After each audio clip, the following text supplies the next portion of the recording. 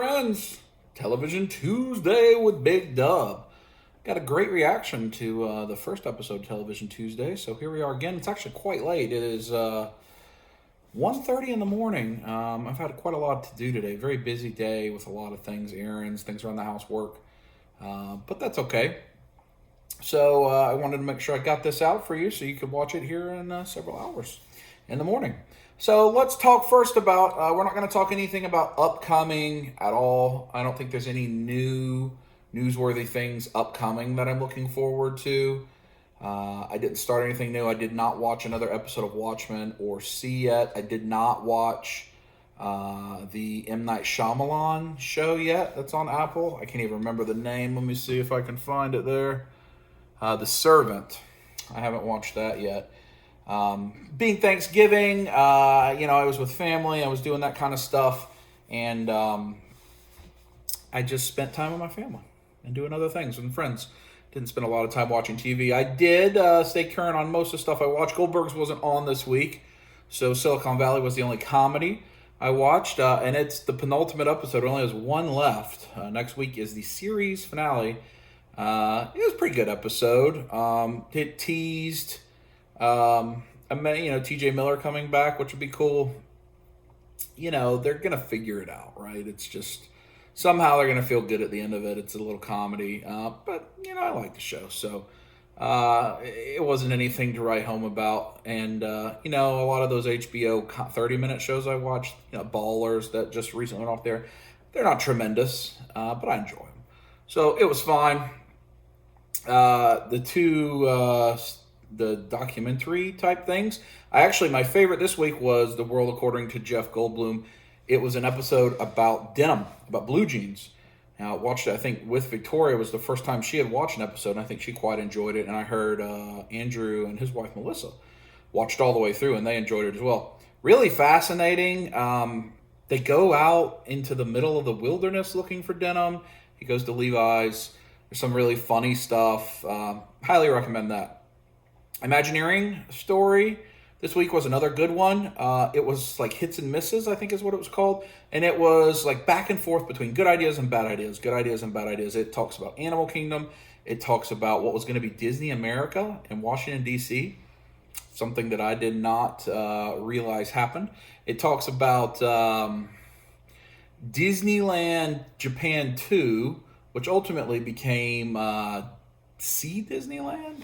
It talks about Disney cruises, and it goes up until the point that Michael Eisner leaves as CEO. So really good, really good. Continues to be a good show. But let's get into the three dramas. The spoiler one that we will talk about this week is Mr. Robot, and I would imagine almost every week from here on out. Mr. Robot was, again, my most enjoyed show. My non-spoiler discussion of that. It really has a lot of great acting from other people that we don't see as often. B.D. Wong and Michael Christopher, who plays Phillip Price. B.D. Wong, who plays White Rose, and Minister Zhang, depending on the character, had some intense scenes. They just chewed up the scenery.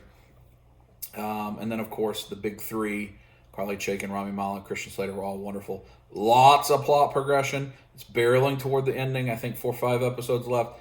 Get current on Mr. Robot. I'll talk more about that in a little while. The second drama I enjoyed the most this week was The Morning Show, which was a home run episode. Probably my favorite episode to date. And I couldn't look away.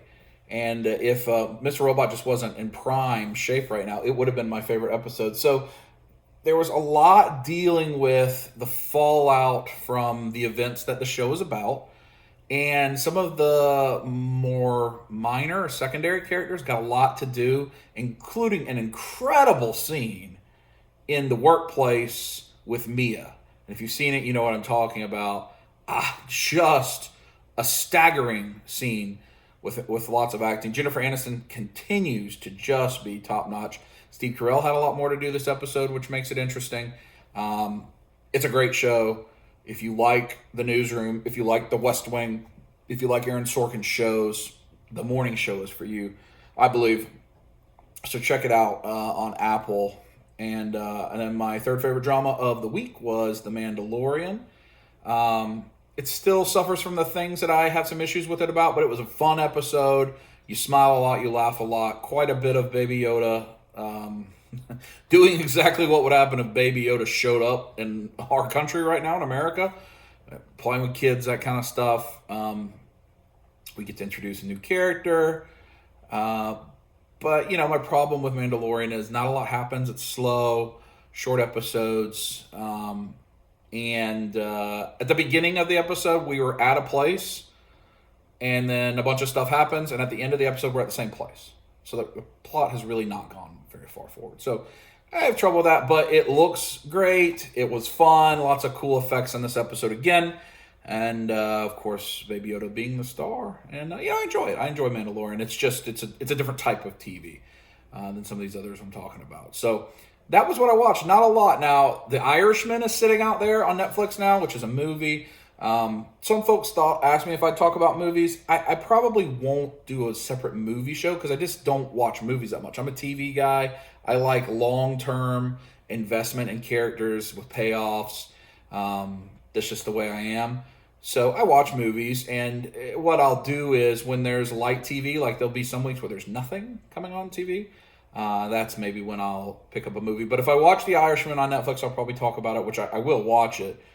There's a couple other Netflix movies I've talked about coming out, but Irishman's out, and you should watch it. 3.5 hours, it's long, but I hear it's really good. So I'm going to check that out. So now let's move into the spoiler portion, Television Tuesday, where we're only going to talk about Mr. Robot, nothing else. So if you don't want to be spoiled on Mr. Robot, skip it. Just in the video here, squeeze it, If you want to hear my thoughts on the most recent episode, then continue on. Let's go. So much happens in this episode.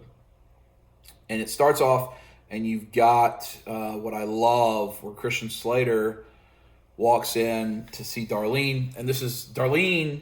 Remember, her last episode, she was with Dom. They almost died. And she knows that Elliot left his phone. She didn't know what happened to him, where he went. And obviously he was dealing with learning about the sexual abuse from his childhood and all of the various things surrounding that. She doesn't know that. And so she's frustrated about where he was. But it's Mr. Robot persona of Elliot that walks in with Christian Slater playing it.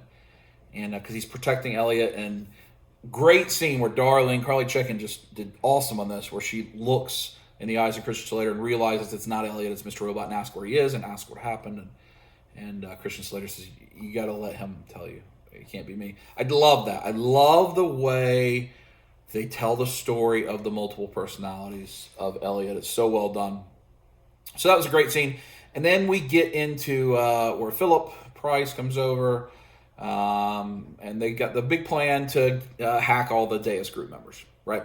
So what Phillip doesn't know, of course, is White Rose has got him tricked and sent everybody else to a different location, and White Rose is on to Phillip.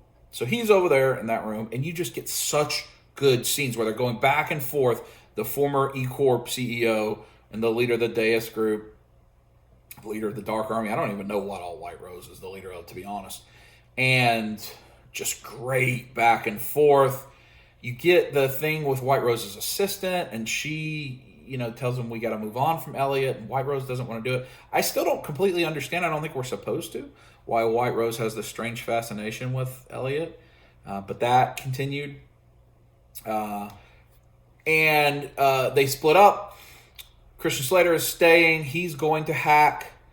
He's going to try to get White Rose's number because they need all 100 numbers in order to do this. The hack that they're going to do, which we learn about later. And Darlene goes to get the other 99 at the other location. And they pull off this masterful plot. But I want to talk about some of the little moments where the scene with B.D. Wong talking to Rami Malek or to Christian Slater on the phone, the Elliot White Rose conversation, is so intense and so emotional. And when he starts to say Angela's alive, and all of a sudden it's Rami Malek, it's no longer Christian Slater. Elliot has come out. Such a good scene. I mean, it's just top shelf what they're putting out each week. And I loved that moment. I thought that Philip Price was wonderful in this, as he realizes he's probably going to die anyway. He's getting drunk on champagne. He's running his mouth, all of this. Really funny. And, of course, he meets his probably timely, not untimely end there as White Rose shoots him. They pull off the hack. Seems like a happy ending, right, for our friends. I loved that Darlene used the F Society get up and put out a video to force them out to get around that. It was awesome. A callback to the early seasons with F Society.